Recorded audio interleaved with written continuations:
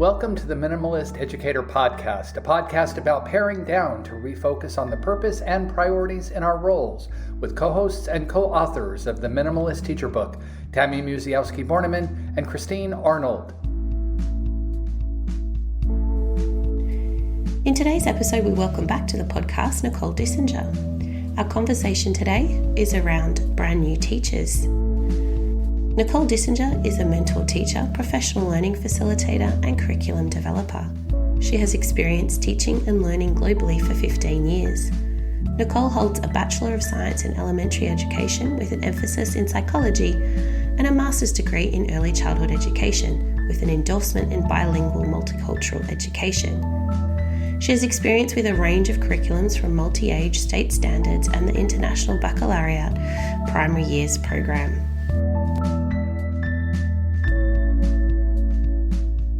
Hello, everyone, and welcome to this week's episode of the Minimalist Educator Podcast. We are excited to have a returning guest with us, Nicole Dissinger. Thank you again for being with us again, Nicole. Thanks for having me. How are you today, Christine? I'm doing well. I'm slightly jealous of Nicole with her cup of tea there. That looks quite warm and comforting.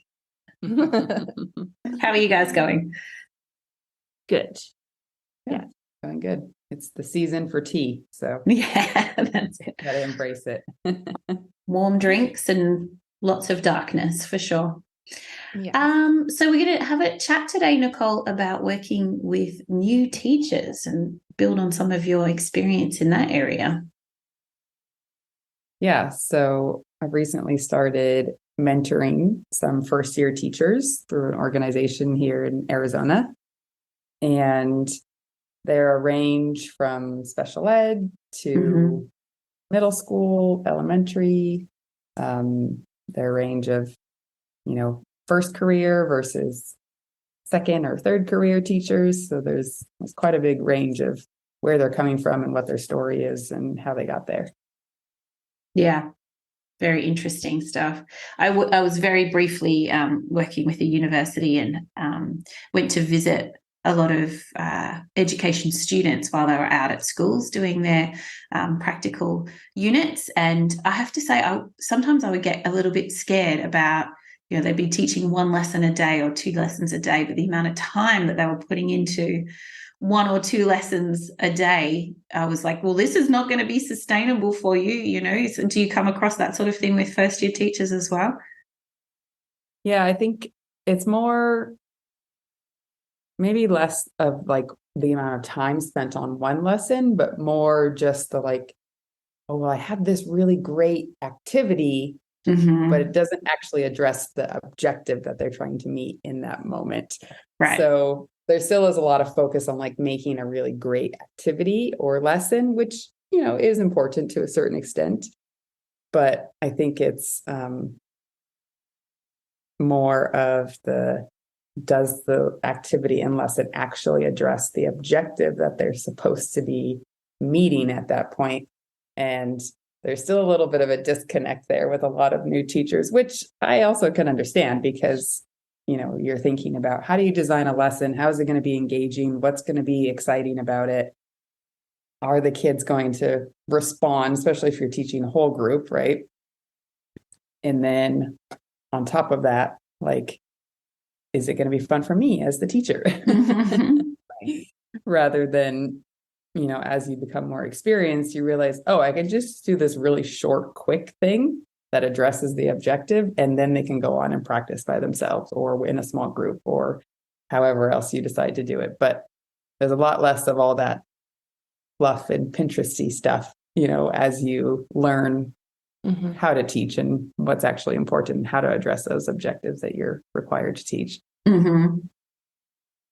You've had some interesting conversations with your teachers. And so how do you, because they're coming from different classrooms and different schools and different experiences. So how do they come to you with this is what I really need help in? Or do you what's your process to help them kind of focus their energy on what they really need to focus on?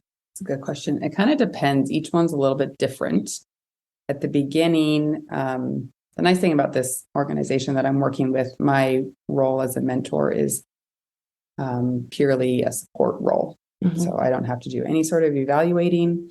There's no pressure for me to make sure they do any particular thing, which is really nice because then I can just be there as a support for them. And I found they trusted me very quickly, which was really nice. And I was actually quite surprised by, but very appreciative that they, received me well in that regard. But the very beginning, my job, my role, my purpose was just to get to know them and just build that relationship. Mhm. Same thing that we do with our students in the classroom, right? Like, there really was no focus on changing things. There's no focus on, goals, nothing like that. It was really just relationship building, which was really nice. But as, I've gotten to know them, I've got to know their personalities a little bit better, their different teaching styles, their comfort level in terms of trying new things, how they are in terms of receiving feedback or, critical feedback, things like that. And so for each one, I just try to make sure that I check in with them. How are you doing? How are things going? What's going well? Let's focus on some things that you feel are going really well. And then maybe what are some things that you think are maybe not going as well? And then within that, I try to, use my professional judgment to decide, are one of those things something that we should be steering towards in terms of a goal, or is it kind of just them venting and, processing all of the trials and tribulations of being a teacher on top of being a first-year teacher? And so within that, we kind of, figure out, sometimes it's a goal that comes from them. Sometimes it's something I try to guide them to, but never really push them. If it's something that they're not really receiving, or it feels like maybe that's not the right, goal at the time for them or direction, then I, steer a different direction. But I also come back to teaching and what are the main things you need? And that's routines and procedures. So do they have them? Are they efficient? Are they effective? If not, okay, let's address those. Which one is probably the highest priority at the time? And then also from there, what's your classroom management like? How consistent are you? Whatever system you want to develop is totally fine. I will support them in that. But are they following through? Is there consistency? Are they sticking to one thing, or is they changing every week or 2 weeks? Because if that's the case, then we need to find something. Even if it doesn't work forever, let's pick one thing and just try it for a little while. And then now we're getting into more planning and designing learning engagements that are not only effective, but also students want to do and be a part of. And it's not more work for the teacher. It's teaching them those ways to make it actually less work for them and more work for the students, which is hard to understand. So that's kind of, I kind of fall back on those main principles, right? Because you have to have those things in order to have a successful classroom, no matter what grade you're teaching or subject, or, what your environment looks like, things like that. It sounds very much like a coaching sort of role. Do you feel like you use a lot of elements of instructional coaching in your work? Yeah, I think it's similar to that, so we've done quote unquote coaching cycles, I guess, but maybe not in a formalized fashion. Okay. In a sense, right, where it's just more organic or natural in terms of how it happens. So, I'm keeping tabs, I'm keeping track, but they might not necessarily be aware of where we're at in the cycle. I get to work with them next semester as well. So it's the whole first school year they have, which is really nice.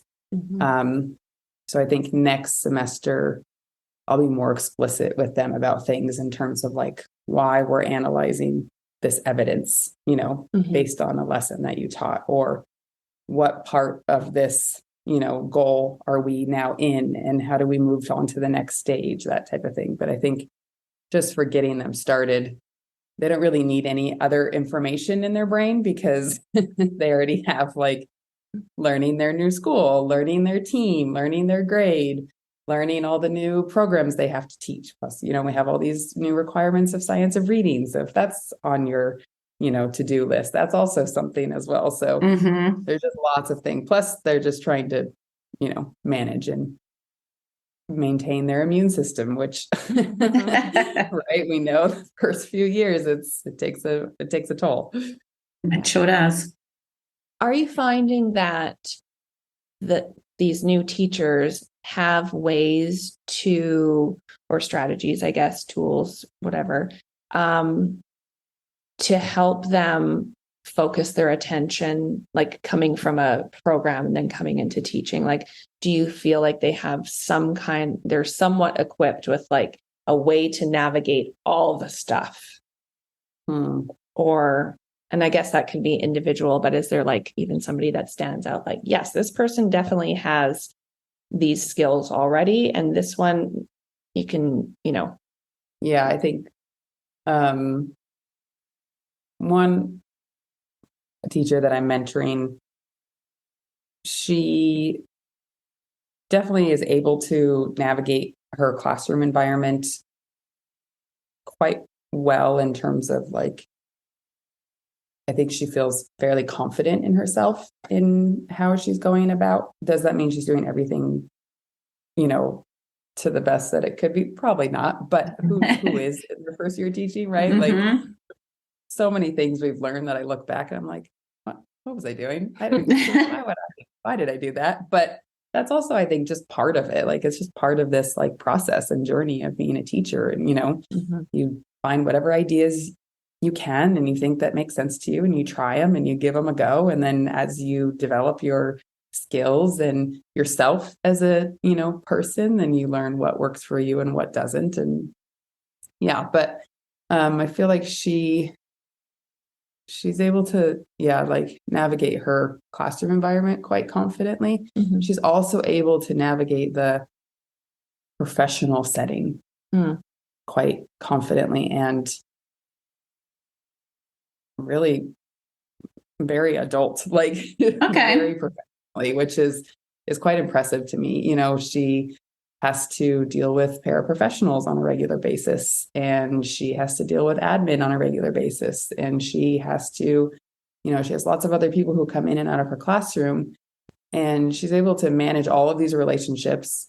She's able to advocate for herself. She's advocating for her students. She advocates for her classroom and how she wants things done. And, there's been some conversations that the other person involved doesn't agree with what she said or how she's doing it, but she is sticking to what she feels is right for her and for her students and for her classroom. And I commend that, because I feel like that is one thing that a lot of people don't have, especially, when you first start teaching, because you don't know, you don't know really what works or what you should say or what you can say or what you shouldn't, that type of thing. And I feel like she already has that, which is quite remarkable, and very cool to see.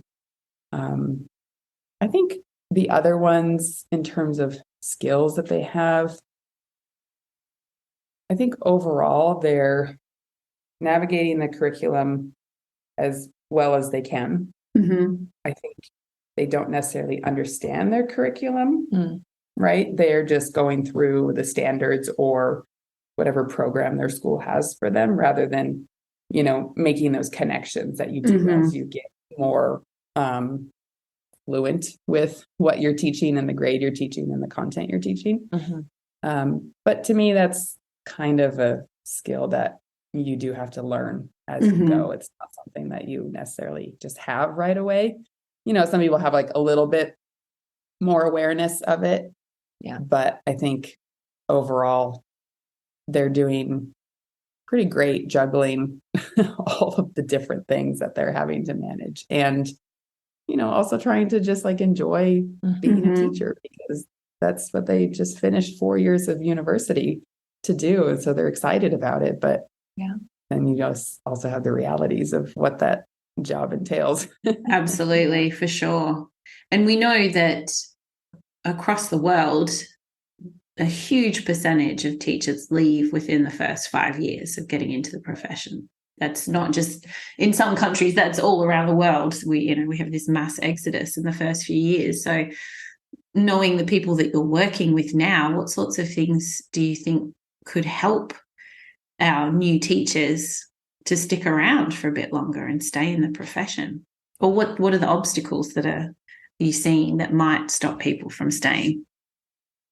Yeah, I think not feeling like they have enough support is probably the biggest thing. I really appreciate this organization because that is the role of me, essentially, is just support in order to retain teachers in those first few years. Because, a lot of schools have instructional coaches now, or they have reading specialists or math specialists, or, whatever they have. But that doesn't necessarily always equate to support. Yeah. It's someone there keeping you accountable for implementing the programs that the school has bought and wants you to implement, kind of. Not always, but a lot of the time, it's really great when school districts are like, look, we have this person we're going to bring on to help us with instruction, but that's one person for an entire school. And if it's K through 5th grade or K through 6th grade, that's a lot of teachers they have to support and help, with instruction. And so I think that's probably the biggest obstacle, is just support, and like not necessarily knowing who they could go to ask for help, even simple things. Like I remember my first year teaching, it was like 2 or 3 days before school started. And I remember this so vividly. I asked my friend Gina at the time, and I'm like, I think there's a really weird question, but like, I don't even know how to take attendance. Oh no. Just little thing. And we were like such a small school. We did it literally in a paper book. So it's not like I had to learn an online program or anything like that. And so we just always had a giggle about that, because it's just little stuff, right? Yeah. Like it's all of those things that just pile up, and you don't really know how to prioritize what should I be spending most of my time on right now versus, how does that shift happen once school starts versus once you start doing groups versus once you start doing, getting into your curriculum a bit more intensely. So I think support, non-evaluative support for teachers is really what they need, especially in the first few years. Because I think this is really great that I get to be their mentor for the first year, but then you're on your own. So what about your second year? What about your third year? Like, yes, your first year is your hardest, but you also don't really know what's going on. Right. Yeah. Right. Like by the time you get into your second year, that fog is kind of lifted a little bit, and you're like, oh, that's what that person was talking about. Right. But then you still need help refining and implementing things. Right. So yeah, I think my first, suggestion would be for all schools that there's just support in some capacity, that like is a person that a teacher can just go to and ask those weird questions, or those things that they're like, I don't know, like I found this really great lesson, but how do I adapt it? Or is this actually a good lesson? That kind of thing, Yeah. And I think I've really tried to stress to all of the teachers I've been mentoring that they should ask for help. So ask another teacher. It doesn't matter if they're on your teaching team. It doesn't matter if they are also another brand new teacher, like get whatever ideas you can from wherever. You never know which one's going to work for you. You never know which one's going to be like, oh, hey, like that's so much better. I'm going to just do that. Like, Yes. Even now, teaching for over 16 years, I'm like, if someone has a better idea than mine, I'm happy to take it. Like, I don't need to be the idea generator. No, absolutely not. No. You have something that works better, I want it, because I'm all about making this job as fun, which is what it's supposed to be. It really is, should be fun because it's such a great career, especially if you love kids. And, but it's all the other stuff that just gets overwhelming. And then it's hard to stay focused on that, reason why you went into it in the first place. Yeah, for sure. You had mentioned too, and kind of alluded to this before, but we were talking about how you were kind of coaching one teacher to let go of some of the, because there's so much packed into a program, like you can't do everything. And I think just that like permission for someone to say like, just let go of that. Like you don't have, it's not possible or reasonable to think that you can do all of those things. Right. I think teachers really need to hear that. Mm-hmm. Yeah, I think, especially in the US over the past so many years, there's this big, a new buzzword of fidelity. We're going to do everything to fidelity. Oh, right. Okay. Right. Which no, some things are great, right? Some things it works. But that also takes away any teacher autonomy, any teacher creativity, any flexibility, right? And we know that we can't just teach a scripted program. We know that our students are different from year to year, from day to day. My students might be completely different from Tammy's, whose classroom is right next door to mine, right? Like, absolutely. We cannot just assume that every student at that grade level at that school is at the same place at the same time. Yeah. So, one of my mentees she was given a reading program, which is great, especially when you're just learning how to teach reading. Awesome. It's a great resource, right? The key word is it's a resource. So, she's having to do science of reading on top of this reading program, which is, the science of reading lessons that they're doing are grammar and, spelling, all of that stuff, which is also great. Wonderful. But then to do a reading program that just doubles up on some of that same stuff, she's like, I don't know how I'm going to fit all this in. And I need to do a whole group because I don't have enough time to do small group if I do this and this and this.